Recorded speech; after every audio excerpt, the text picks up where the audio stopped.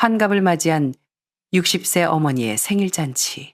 자식들과 손주들에게 둘러싸여 천륜의 기쁨을 누려야 할 그 행복한 순간. 이 어머니가 마주한 것은 자녀들의 축복이 아니라 30년 전 도망쳐 나왔던 악몽 그 자체였습니다. 30년 동안 보지 못했던 아들이 가정폭력으로 이혼했던 전 남편을 휠체어에 태우고 생일잔치에 나타나 웃으며 이렇게 말했습니다.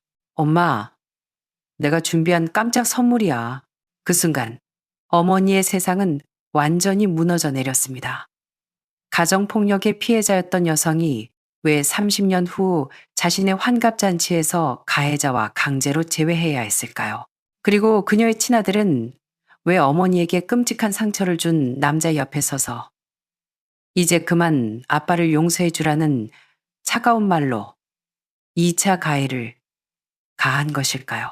그 말 뒤에 숨겨진 소름 끼치는 가정의 거짓말은 무엇이었을까요?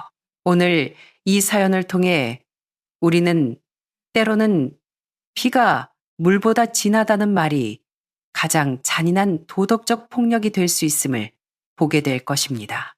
화해를 위한 깜짝 선물처럼 보였던 그 장면 뒤에는 30년 동안 기획된 냉혹한 사기극이 숨어 있었습니다. 함께 보시죠. 제 이름은 임정숙. 올해 60세입니다.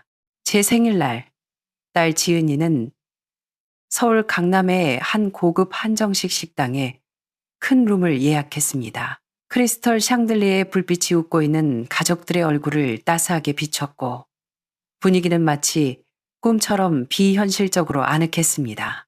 60번째 생일인 환갑을 이렇게 번듯하게 보내게 될 줄은 상상도 못했습니다. 곁에 있는 딸과 사위, 그리고 멀리서 축하해 주러 온 오랜 친구들을 보며 제 마음은 충만했습니다. 그런데 연애가 한창 무르익을 무렵 룸의 육중한 나무 문이 조용히 열렸습니다. 다소 마른 체형에 고생한 기색이 역력한 한 중년 남자가 문가에 서서 방 안의 왁자지껄한 풍경을 불안한 눈빛으로 바라보고 있었습니다. 그 순간 제 숨이 턱하고 솟는 것 같았습니다. 주위의 웃음소리가 마치 음소거 버튼을 누른 듯 사라졌고 제 귓가에는 심장이 쿵쿵거리며 요동치는 소리만 들려왔습니다. 제 옆에 앉아있던 딸 지은이도 얼어붙었습니다. 오빠. 지은이의 목소리는 거의 울먹임에 가까웠습니다. 딸이 벌떡 일어났습니다. 얼굴에는 경악과 불신이 가득했습니다. 오빠가 여긴 어떻게? 박민호, 제 아들입니다. 제가 5살 때 헤어져 30년 동안 제 인생에서 사라졌던 그 아들. 민호의 시선이 좌중을 훑더니 마지막으로 제게 고정되었습니다.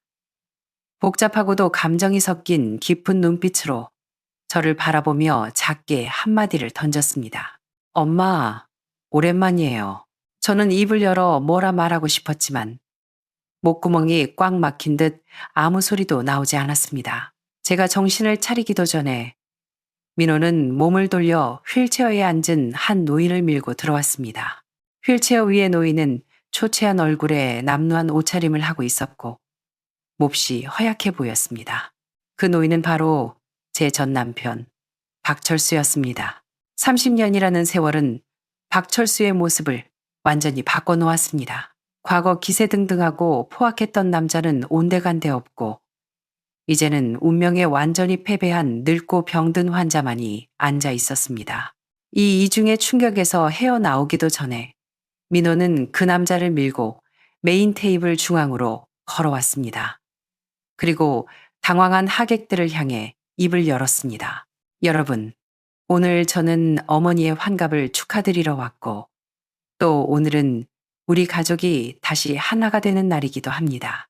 그는 휠체어에 앉은 남자의 어깨를 두드리며 말을 이었습니다. 제 아버지입니다. 지금 많이 편찮으세요. 제가 특별히 시골 요양병원에서 모시고 왔습니다. 그는 고개를 돌려 저를 바라보았습니다. 엄마, 그동안 세월도 많이 흘렀잖아요. 아빠도 잘못을 뉘우치고 있어요. 이제 그만 아빠를 용서해 주시겠죠. 깜짝 선물, 재회, 용서. 이 단어들이 마치 날카로운 얼음 칼날처럼 제 심장을 후벼 팠습니다. 지은이가 가장 먼저 충격에서 깨어났습니다. 딸은 자리를 박차고 나와 성난 암사자처럼 제 앞을 막아섰습니다. 박민호, 오빠 미쳤어. 분노로 목소리가 떨렸습니다. 지은이는 휠체어에 앉은 남자를 손가락질하며 소리쳤습니다. 이 사람을 데리고 여길 왜 와? 이 사람이 엄마한테 어떻게 했는지 잊었어. 민호는 흥분한 여동생을 보며 귀찮다는 듯 표정을 찡그렸습니다. 하지만 저는 처음부터 끝까지 휠체어 위의 남자를 쳐다보지 않았습니다. 제 시선은 오직 아들 민호의 얼굴에만 머물러 있었습니다. 낯설면서도 익숙한 그 얼굴에서 제 기억 속 5살 꼬마의 흔적을 찾으려 애썼습니다. 30년의 세월이 한꺼번에 밀려와 가슴이 먹먹했습니다.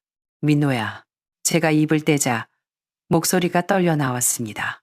그동안 잘 지냈니? 제 말에 민호는 잠시 멈칫하더니 이내 차가운 코웃음을 쳤습니다.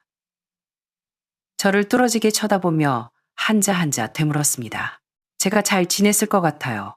그 한마디는 마치 차가운 열쇠가 되어 제가 30년 동안 굳게 닫아두었던 지옥의 문을 활짝 열어 젖혔습니다. 사태가 더 악화되는 것을 막기 위해 식당 매니저에게 부탁해 별도의 대기실을 마련했고 민호와 박철수를 그곳으로 데려갔습니다. 지은이도 뒤따라 들어왔습니다. 문이 닫히고 바깥의 소란과 단절되자마자 지은이가 참지 못하고 터뜨렸습니다. 오빠의 앞을 막아서며 따져 물었습니다. 오빠, 도대체 무슨 생각이야? 이 사람을 데려와서 엄마 망신 주려는 거야. 민호는 동생을 무시한 채 휠체어를 소파 옆으로 밀었습니다. 그때 30년 만에 보는 전 남편 박철수가 먼저 입을 열었습니다. 그는 휠체어에서 몸을 비틀어 억지로 제 손을 잡으려 했습니다. 혼탁한 눈에서 눈물이 흘러내렸습니다. 정수가, 내가 그때 당신한테 그리고 애들한테 죽을 죄를 졌다. 오늘 내가 온 건 사과하고 싶어서야. 그리고 당신이랑 다시 시작하고 싶어서. 그의 애원하는 모습을 보니 구역질이 치밀어 올랐습니다. 내면의 분노를 억누르기 힘들 지경이었습니다. 그 시절 그가 휘둘렀던 그 모든 폭력과 제 가슴을 찢어놓았던 폭언들이 칼날처럼 기억을 찔러댔습니다. 이제 와서 그 모든 일을 아무렇지 않게 다시 시작하자는 말로 덮으려 하다니 기가 막혔습니다. 저는 그를 차갑게 내려다보았습니다. 마음속에 일말의 동요도 없었습니다. 오직 혐오감뿐이었습니다. 박철수 씨, 내가 당신을 용서할 수 있을 거라고 생각해요. 그때 아들 민호가 다가와 아버지 편에 섰습니다. 엄마, 아빠가 잘못했다고 빌잖아요. 저 그동안 밖에서 혼자 지내면서 항상 온전한 가정을 꿈꿨어요. 엄마는 아빠한테 아내로서, 저한테는 엄마로서 빚이 있잖아요. 제 어린 시절을 망친 빚이요. 이제라도 아빠 용서하고 우리 다시 가족으로 시작하면 안 돼요. 그 말을 듣는 순간 현기증이 일었습니다. 30년 만에 만난 아들이 고작 나를 가정폭력범과 재결합시키기 위해 돌아왔다니 마음속에 품었던 일말의 기대와 그리움이 산산조각 났습니다. 다시 시작해. 지은이가 기가 차다는 듯 헛웃음을 터뜨렸습니다. 오빠, 무슨 자격으로 그런 소리를 해? 엄마가 그동안 어떻게 살았는지 알아? 엄마가 얼마나 고생했는지 아냐고. 민호는 지은이를 쳐다보지도 않았습니다. 그의 시선은 여전히 저에게 꽂혀 있었고 말투는 냉랭했습니다. 그건 엄마가 선택한 거잖아. 날 버리고 쟤를 선택한 거, 그게 엄마 선택이었잖아. 그러니까 나한테 보상해야지. 그는 고급스러운 대기실 인테리어를 둘러보고 제가 생일이라고 사입은 새 옷을 훑어보며 비꼬듯 말했습니다. 이런 데서 생일 잔치할 정도면 뭐 그리 고생한 것 같지도 않네. 박민호, 지은이가 부들부들 떨며 소리쳤습니다. 저는 달려들려는 딸을 붙잡았습니다. 밤낮으로 그리워했던 아들이었지만 지금 제 가슴은 난도질 당한 듯 아팠습니다.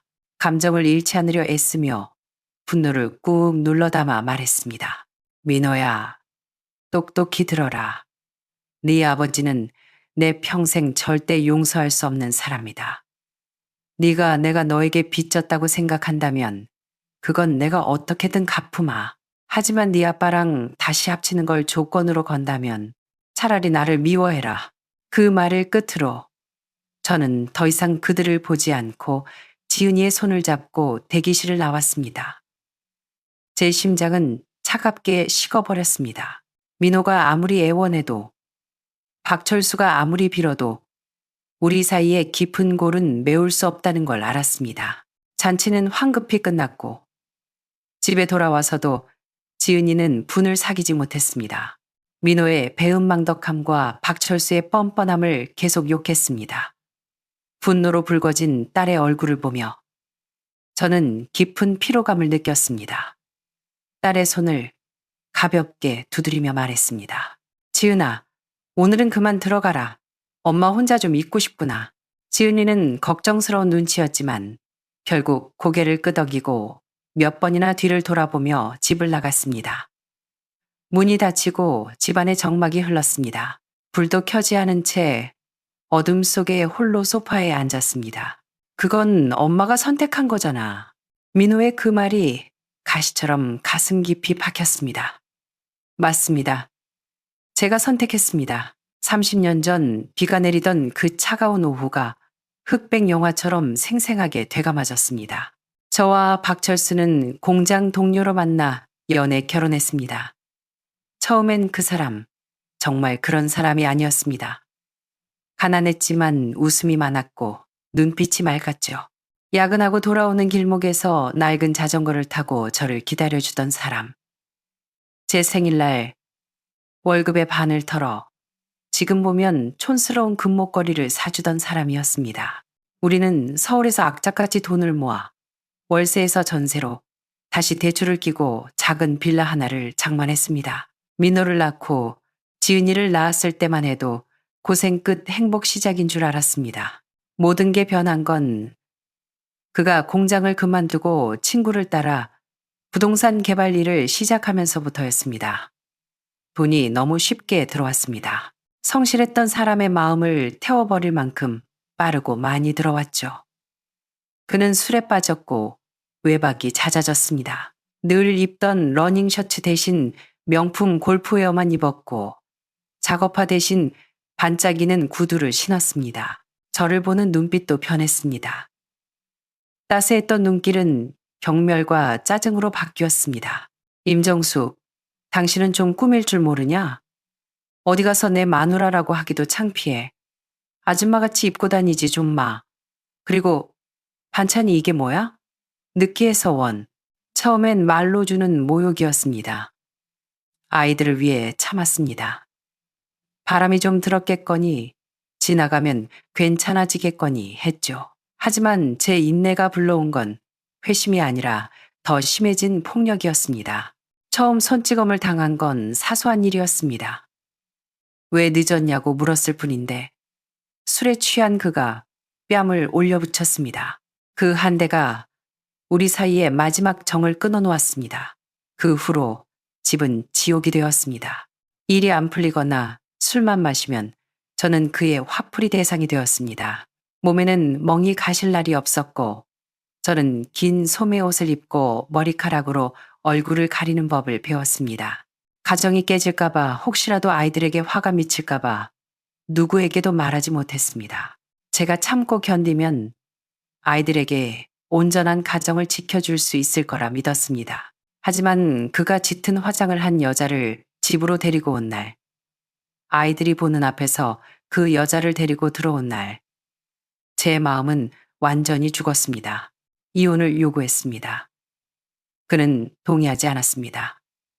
부엌칼을 자신의 목에 들이대며 울고 있는 민호와 지은이에게 소리쳤습니다. 봐라, 너희 엄마가 나를 죽이려 한다. 가정을 깨려는 건 너희 엄마야. 나중에는 전략을 바꿨습니다. 5살 민호의 멱살을 잡고 4층 창가로 끌고 가 밖으로 던지려는 시렵을 했습니다. 재산 분할을 요구하면 아들과 함께 뛰어내리겠다고 협박했습니다. 저는 너무 무서웠습니다. 다 필요 없다고 아이들만 달라고 빌었습니다. 우리가 함께 산 집, 예금, 모든 재산을 포기한다는 각서에 도장을 찍고 몸만 나왔습니다. 적어도 아이 둘은 데려갈 수 있을 줄 알았습니다. 이 지옥에서 아이들을 데리고 도망칠 수 있을 줄 알았습니다. 하지만 법원 앞에서 그 남자는 제게 가장 잔인한 일격을 가했습니다. 한 손엔 민호를, 한 손엔 지은이를 안고 비웃으며 말했습니다. 임정수, 둘 중 하나만 골라. 저는 제 귀를 의심했습니다. 비에 젖은 바닥에 무릎을 꿇고 바짓가랑이를 잡고 빌었습니다. 평생 당신 눈에 안 띄고 죽은 듯이 살 테니 제발 두 아이 다 데려가게 해달라고요. 하지만 그는 저를 발로 걷어차며 말했습니다. 네가 선택해. 안 고르면 둘 다 못 데려가. 저는 두 아이를 바라보았습니다. 5살 민호는 눈치가 빨랐습니다.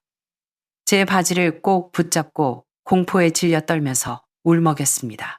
엄마, 나 버리지 마. 엄마, 나 두고 가지 마.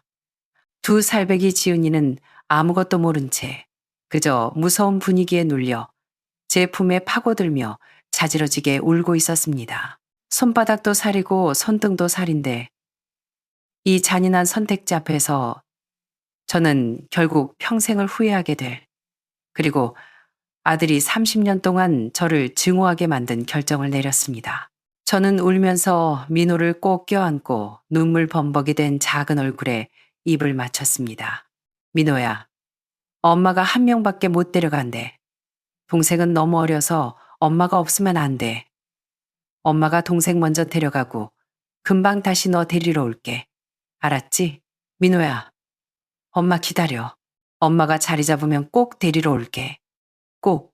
민호가 눈물 가득 고인 눈으로 저를 보며 고개를 끄덕이고는 응 하고 대답했던 기억이 납니다. 가슴이 찢어지는 것 같았습니다. 저는 박철수의 손에서 지은이를 받아 안고 뒤도 돌아보지 못하고 뛰었습니다. 돌아보면 다시는 발길이 떨어지지 않을 것 같아서요. 그게 제 5살 아들의 마지막 모습이었습니다. 이혼 후 저는 지은이를 데리고 떠돌이 생활을 시작했습니다. 친정은 가난했고 남동생 위주라 돌아갈 곳이 못 되었습니다. 저는 틈날 때마다 그 집 근처를 서성였습니다. 민호를 보고 싶어서요. 하지만 갈 때마다 굳게 닫힌 문과 박철수의 욕설만 들었습니다. 마지막으로 갔던 날 밥도 굶어가며 모은 돈으로 산 민호 옷과 장난감을 들고 밤새 기다렸습니다. 새벽녘 술에 취해 들어오던 박철수는 저를 보자마자 발길질을 했습니다. 바닥에 쓰러져서도 선물만은 뺏기지 않으려고 품에 안고 빌었습니다. 아들 얼굴 한 번만 보게 해달라고요. 그는 제 손에 들린 선물을 걷어차고 침을 뱉으며 말했습니다. 꿈깨! 걔가 널 얼마나 미워하는지 알아? 다시 한번 얼씬거리면 그땐 아들놈까지 같이 패버릴 줄 알아. 그 후로는 갈 수가 없었습니다. 제가 나타나면 민호가 더 맞을까봐 무서웠습니다. 저는 이웃집 아주머니에게 선물과 편지를 맡기며 전해달라고 부탁하고 돌아설 수밖에 없었습니다. 그 편지와 선물을 민호가 받았는지 영영 알 수 없었죠. 얼마 후 박철수는 집을 팔고 민호를 데리고 잠적했습니다. 재혼해서 지방으로 내려갔다는 소문만 들릴 뿐 아들의 소식은 완전히 끊겼습니다.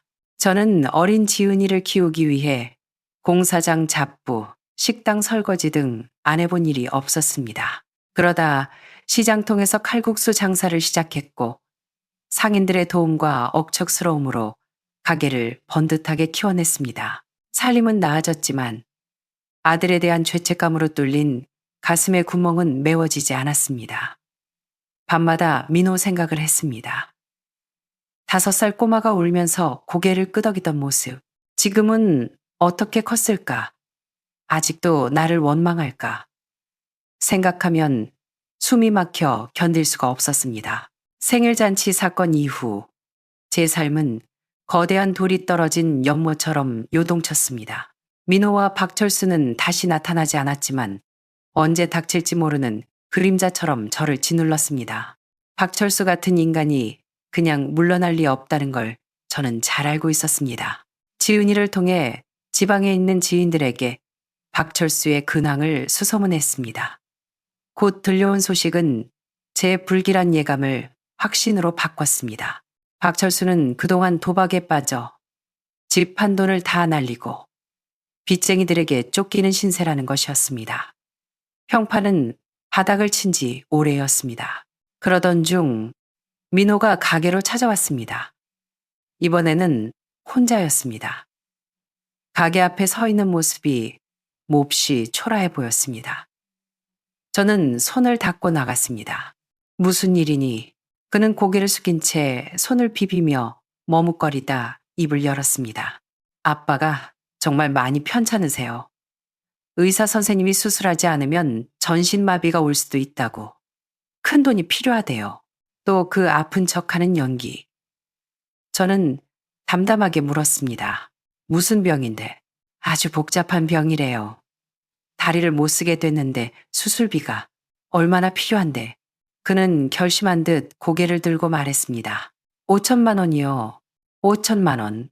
30년 만에 나타난 아들이 우리 모자를 버리고 내 인생을 망친 남자를 위해 내 노후 자금을 달라고 합니다. 말할 수 없는 비참함을 느꼈습니다. 저는 가게 안으로 들어가 금고에서 다음날 장볼 돈으로 준비해둔 현금을 꺼냈습니다. 5만 원권 묶음으로 200만 원 정도였습니다. 나가서 그 돈을 민호 손에 쥐어주었습니다. 민호는 돈을 보고 저를 번갈아 보며 당황했습니다. 엄마, 이거로는 턱도 없는데. 알아. 민호야, 이 돈은 네 아버지한테 주는 게 아니다. 너한테 주는 거야. 이걸로 맛있는 밥 사 먹고 옷도 한 벌 사 입어라. 그리고 조용한 데 가서 며칠 쉬면서 생각 좀 해봐. 엄마, 내 아버지, 일은 내가 도울 수 없어.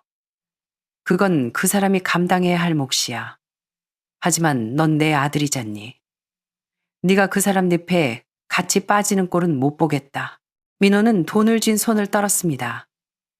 저를 보는 눈빛에 놀라움과 갈등, 그리고 고통이 스쳤습니다. 뭔가 말하려는 듯 입술을 달싹이다가 결국 아무 말 없이 돈을 꽉 쥐고 빗속으로 사라졌습니다. 저는 그 뒷모습을 보며 한숨을 쉬었습니다. 이 돈이 돌아오지 않을 걸 알면서도 저는 돈으로 진실을 살 시간을 벌고 싶었습니다. 이틀 후 낯선 여자가 제 칼국수 가게를 찾아왔습니다.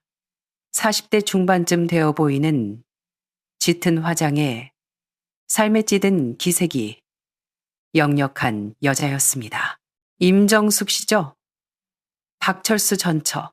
제가 고개를 끄덕이자 그녀는 자리에 앉으며 서류 봉투를 탁자에 내려놓았습니다. 내 이름은 김미경이에요. 박철수 두 번째 부인이었죠. 뭐, 이혼한 지는 오래됐지만 알고 있어요. 박철수가 당신 찾아간 거, 돈 요구한 거 다 알아요. 제가 아무 말 없이 쳐다보자 그녀가 차를 한 모금 마시더니 본론을 꺼냈습니다. 간단히 말할게요. 2천만 원. 나한테 2천만 원만 주면 박철수의 밑바닥까지 다 까발려줄 증거 넘길게요. 그녀의 탐욕스러운 눈빛을 보며 저는 차분하게 물었습니다.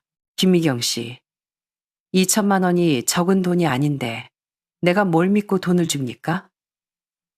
그리고 당신이 이걸 왜 나한테 알려주는 거죠? 김미경은 코웃음을 치더니 갑자기 셔츠 자락을 걷어 올렸습니다. 배에 길고 흉측한 수술 자국이 선명했습니다. 이게 이유라면 충분해요? 내가 그 인간애를 가졌을 때 생활비 좀 달라고 했다가 계단에서 발로 차여서 굴러떨어졌어요. 애는 유산되고 난 자궁까지 드러냈어. 난 그 인간이 죽었으면 좋겠어. 그 흉터를 보는 순간 소름이 돋았습니다. 박철수가 그동안 얼마나 끔찍하게 살았는지 짐작이 갔습니다. 저는 그녀의 눈에서 서린 깊은 원한을 읽었고 더 이상 의심하지 않았습니다. 민호를 위해서 그리고 진실을 밝히기 위해 거래에 응했습니다. 돈을 받은 김미경은 즉시 입을 열었습니다. 박철수, 그거 병 아니고 사기예요. 도박 빚 때문에 사채업자들한테 두들겨 맞아서 다리가 부러진 거지. 마비는 무슨. 이번에 당신 찾아간 것도 당신 돈 좀 번다는 소문 듣고 마지막으로 한탕하려는 거예요. 겸사겸사 병수발 들어줄 호구도 필요했을 거고 제 예상이 맞았습니다. 그럼 민호는요? 민호도 다 알고 있나요? 걔요? 걔는 박철수가 속인 거예요. 민호, 걔는 정에 굶주린 놈이라 아빠가 죽을 병 걸렸다니까 눈이 뒤집혀서 믿더라고요. 정에 굶주린 놈이라는 말에 가슴이 미어졌습니다. 김미경은 마지막으로 두꺼운 진료기록부 사본을 내밀었습니다. 이거 박철수가 돈 주고 만든 가짜 진단서예요. 내가 몰래 빼돌린 건데 잘 들여다보세요. 이 안에 더 큰 비밀이 있을 테니까. 김미경을 보내고 저는 가게 셔터를 내렸습니다. 텅 빈 가게 식탁에 앉아 돋보기를 쓰고 서류를 한 장 한 장 넘겼습니다. 김미경이 이걸 넘긴 건 저를 이용해 박철수를 치려는 속셈이겠지만 상관없었습니다. 진단서 내용은 그럴싸했습니다. 뇌경색, 좌측 편마비. 하지만 저는 산전수전 다 겪은 사람입니다. 이상한 점이 눈에 들어왔습니다. 뇌졸중으로 응급실에 왔다는데 첨부된 CT 사진은 너무 깨끗했습니다. 의학 지식이 없어도 반신마비가 올 정도면 뇌 사진에 뭔가 보여야 한다는 건 상식이었습니다.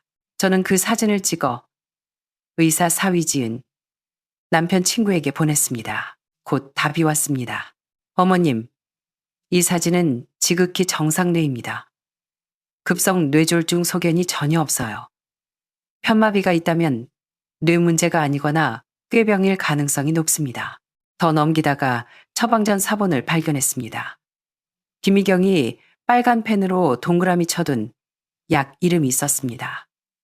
디곡신, 디각신. 다시 사위 친구에게 물었습니다. 곧바로 전화가 왔습니다. 목소리가 심각했습니다. 어머님, 이 처방전 위험해요. 디곡신은 신부전 환자에게 쓰는 아주 강력한 약인데 부작용이 심해요. 특히 신장 기능을 망가뜨립니다. 신장, 콩팥 말인가? 네, 건강한 사람이 이거 장기 복용하면 만성 신부전증 옵니다. 이건 천천히 자살하는 거나 마찬가지예요. 진단서 앞장을 다시 보니 만성 신부전 3기라고 적혀 있었습니다. 소름이 끼쳤습니다. 멀쩡한 몸을 약물로 망가뜨려 병을 만들고 있었던 겁니다. 저는 지은이에게 부탁해 박철수가 다닌 병원을 뒷조사시켰습니다. 그는 지방의 여러 병원을 떠돌며 약을 탔고 문제의 디곡신을 처방해 준 곳은 이미 과잉 처방으로 행정 처분을 받은 적 있는 시골 의원이었습니다. 그리고 서류 뭉치 속에서 결정적인 단서를 찾았습니다. 찢어진 보험금 청구서 사본, 고액 중증 질환 및 후유장애 보험금 청구 금액은 5억 원이 넘었습니다. 모든 퍼즐이 맞춰졌습니다. 박철수는 자신의 몸을 담보로 도박을 하고 있었습니다. 몸을 망가뜨리는 약을 먹어 중병 환자 행세를 하고 거액의 보험금을 타내려는 수작. 그동안 그렇게 타낸 돈으로 도박 빚을 막아왔던 겁니다. 이번에 다리가 부러진 건 사채업자 짓이었겠지만 진짜 그를 쓰러뜨린 건 스스로 망가뜨린 몸이었습니다.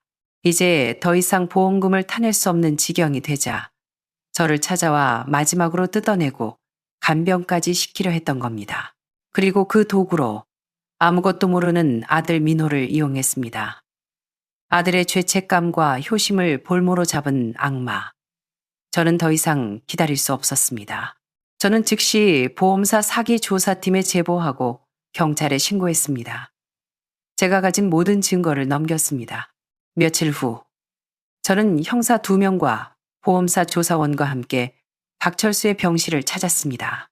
문을 열자 민호가 침대맡에 앉아 서투른 솜씨로 사과를 깎고 있는 뒷모습이 보였습니다. 햇살을 받는 부자의 모습이 아이러니하게도 평화로워 보였습니다. 우리가 들어닥치자 민호는 놀라 과도와 사과를 떨어뜨렸습니다. 누구세요? 침대에 있던 박철수는 경찰을 보자마자 얼굴이 하얗게 질렸습니다. 하지만 그는 곧바로 연기를 시작했습니다. 민호야, 나 좀 일으켜다오. 네 엄마가 또 무슨 짓을 하려는 모양이다. 저는 민호 앞으로 걸어가 가짜 진단서와 보험 서류들을 던졌습니다. 민호야, 눈 크게 뜨고 똑똑히 봐라. 네가 불쌍하게 여긴 네 아버지가 무슨 짓을 했는지.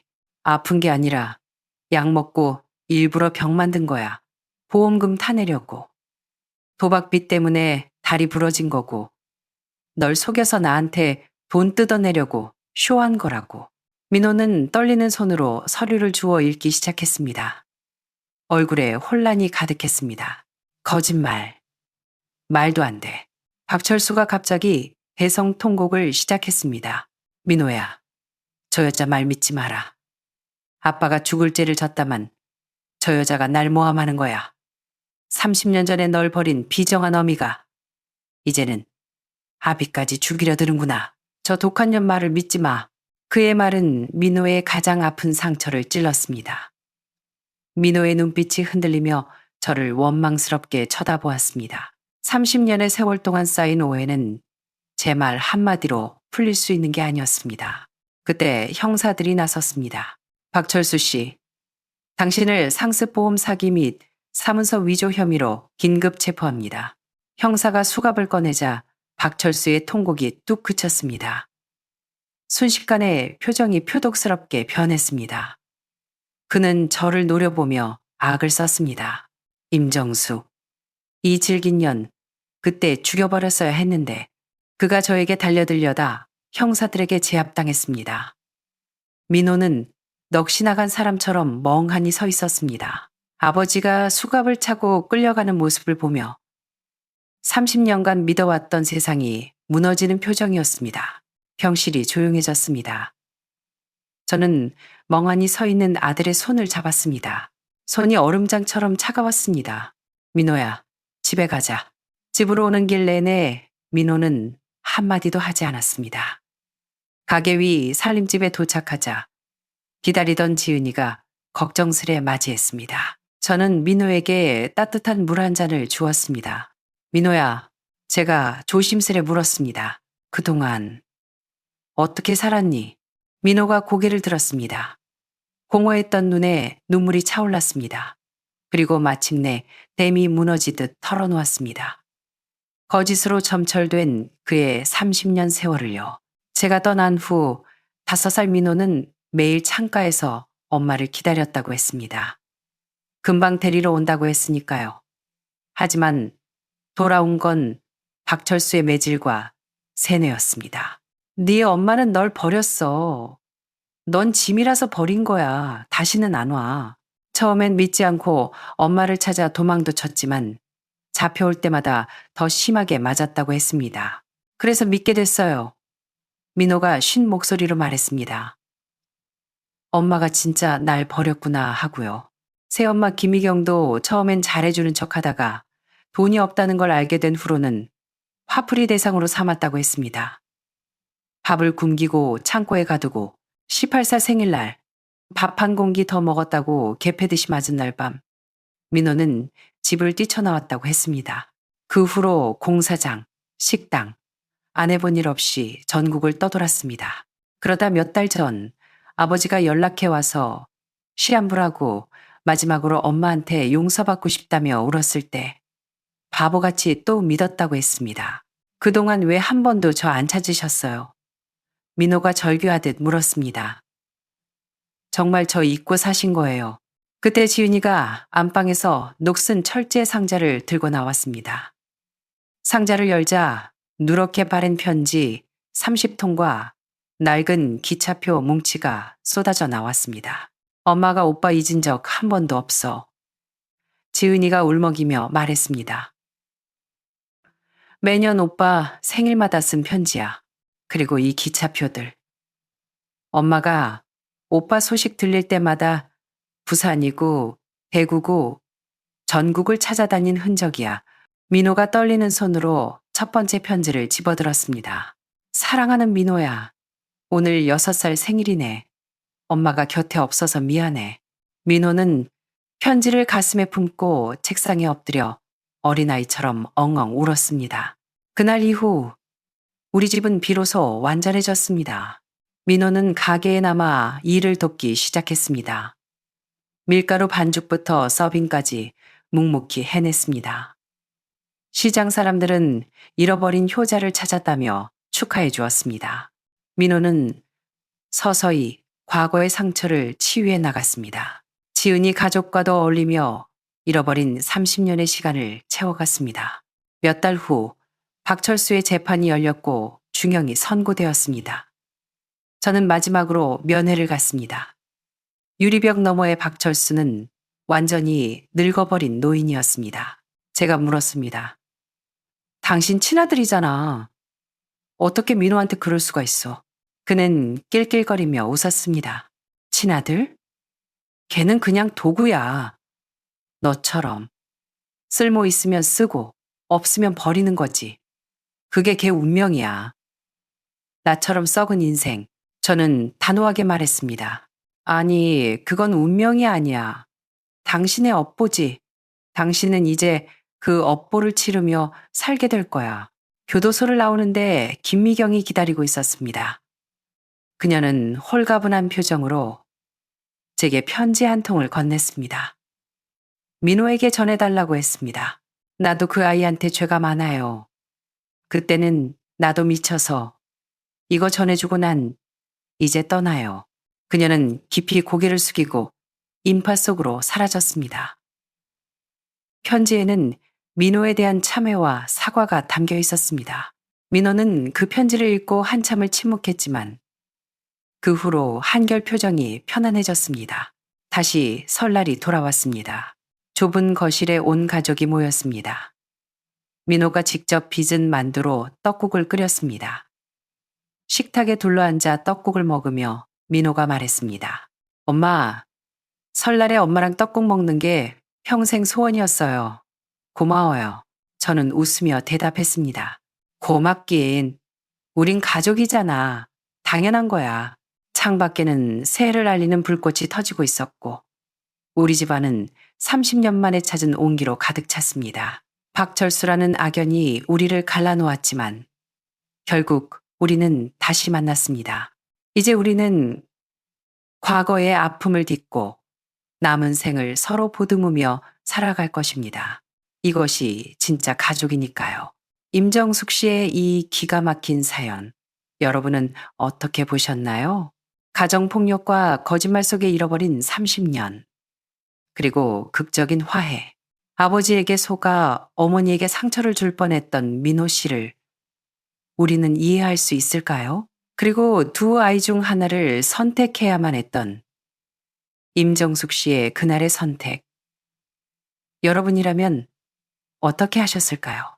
가족이라는 이름이 때로는 가장 큰 상처가 되기도 하지만 결국 치유하는 것 또한 가족임을 보여준 사연이었습니다. 댓글로 여러분의 생각을 남겨주세요. 비슷한 아픔을 겪고 계신 분들에게 큰 위로가 될 것입니다. 감사합니다. 그는 사회적 사형을 선고받은 셈이죠. 들리는 소문에 의하면 견디다 못해 해외로 도망쳤다고 하더군요. 반년이 지났습니다. 지은이는 작은 피아노 학원을 열었습니다. 어느 날 검진센터 근처를 지나다 퇴근하는 박 원장과 마주쳤습니다. 카페에 앉아 커피를 한잔 했습니다. 민우 얘기 들었어. 선자누님, 정말 대단해. 위험했지만 멋진 한방이었어. 어쩔 수 없었어. 난 간호사이기 이전의 엄마니까. 박 원장이 웃으며 가방에서 프린트된 종이를 꺼냈습니다. 지은이가 올렸던 그 인터넷 글이었습니다. 이거 알아? 이 글 퍼지고 나서 우리 센터에 오는 젊은 예비 신부들이 부쩍 늘었어. 그리고 나한테 슬쩍 물어봐. 혹시 항바이러스제 처방 기록 같은 것도 알 수 있나요? 라고. 물론 알려줄 순 없지만 예전처럼 그냥 넘기지 않고 한 번 더 꼼꼼하게 봐주게 되더라고. 적어도 찜찜한 게 있으면 눈치라도 더 주려고 해. 박 원장의 말에 코끝이 찡해졌습니다. 우리는 늙었습니다. 현직에서 물러나고 머리가 하얗게 센 노인네들이죠. 시스템과 법규 안에서 조심스럽게 살아가지만 양심이라는 불씨는 끄지 않았습니다. 의사의 작은 고갯짓 하나, 익명의 글 하나가 모여서 또 다른 누군가의 딸을 지키는 방패가 된 것입니다. 건배하자, 박 원장. 우리의 양심을 위해, 그리고 이 땅의 어머니들을 위해 카페를 나와 지은이의 학원 창문을 들여다봤습니다. 지은이가 꼬마아이에게 피아노를 가르치고 있었습니다.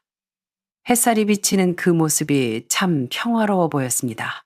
아이가 건반을 잘못 누르자 지은이가 다정하게 말하더군요. 괜찮아. 다시 하면 돼. 악보를 똑바로 보면 길을 잃지 않아. 그렇습니다. 악보를, 아니 실체를 똑바로 보면 길을 잃지 않습니다.